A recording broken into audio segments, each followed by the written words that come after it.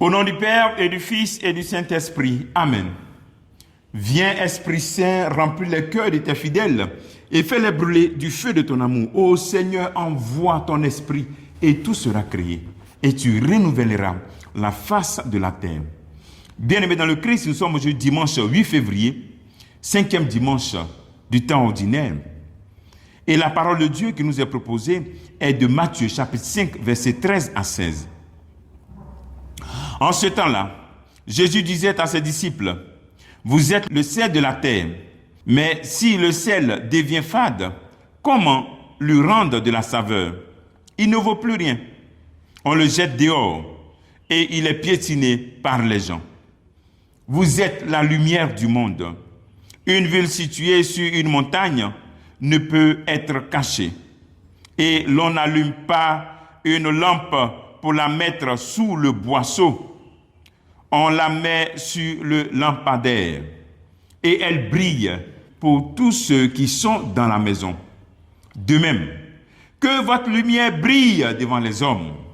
Alors, voyant ce que vous faites de bien, ils rendront gloire à votre Père qui est aux cieux.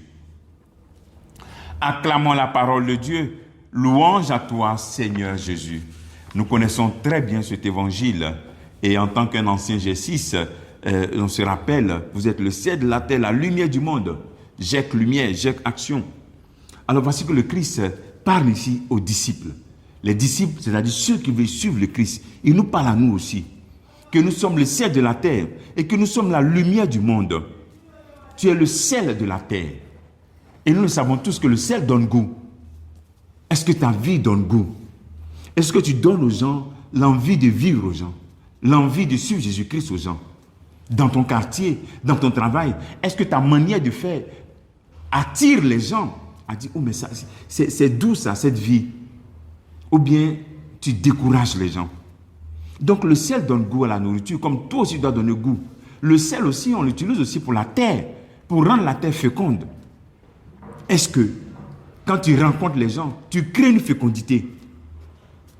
Tu permets à la terre des autres d'être féconde, c'est-à-dire d'accueillir Jésus-Christ et de voir Jésus-Christ. La terre, tu es le sel de la terre. Ensuite, le Christ nous rappelle que nous sommes la lumière du monde. Il n'a pas dit que tu es la lumière pour ton ami, la lumière pour ta maison, la lumière du monde. Oui, tu as reçu le jour de ton baptême une lumière.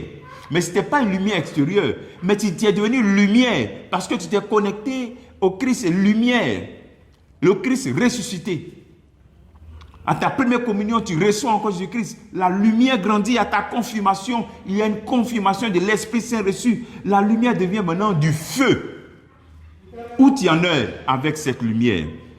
Qu'est-ce que tu fais de cette lumière?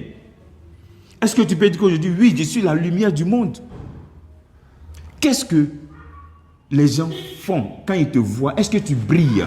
Est-ce que c'est toi qui guides les gens ou bien c'est toi qui suis les gens? Souvent, il dit aux jeunes, si toi tu es un jeune chrétien dans ton groupe, c'est un païen qui est le chef du groupe, qui guide le groupe, mais il y a un problème. Si toi, tu as Jésus-Christ dans ta vie, c'est toi qui es le leader du groupe. Mais souvent, dans nos groupes d'amis, ce sont même des personnes qui ne connaissent pas Jésus-Christ qui guident nos pas, qui prennent les décisions. Alors donc, être la lumière du monde, c'est vraiment être un guide. Il ne faut pas dire non, je suis petit. Non, non.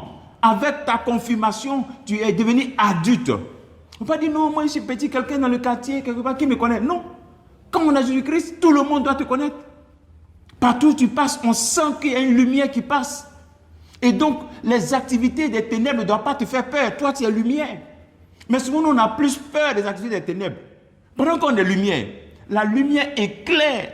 C'est quand il n'y a pas de lumière qu'on dit à l'obscurité. Mais toi, tu es lumière. Maintenant, l'obscurité qui est absence de lumière, là, ça te fait peur. Pendant que toi, tu es lumière. Tu as peur du sorcier. Tu as peur des menaces. Lumière. Quel type de lumière tu es?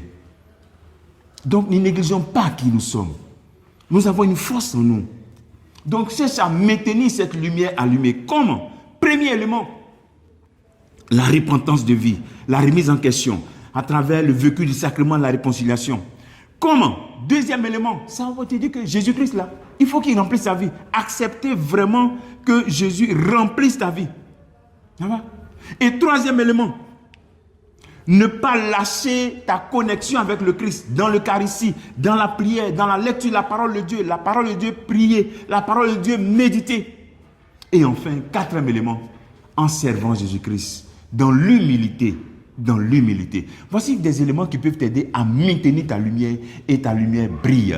Ta gloire resplendit. Voilà. Que le Seigneur te bénisse. Le travail que tu veux faire en ce jour, c'est de dire qu'est-ce que je vais faire pour maintenir ma lumière allumée, que ça devienne un feu. Que Dieu te bénisse au nom du Père et du Fils et du Saint-Esprit. Amen.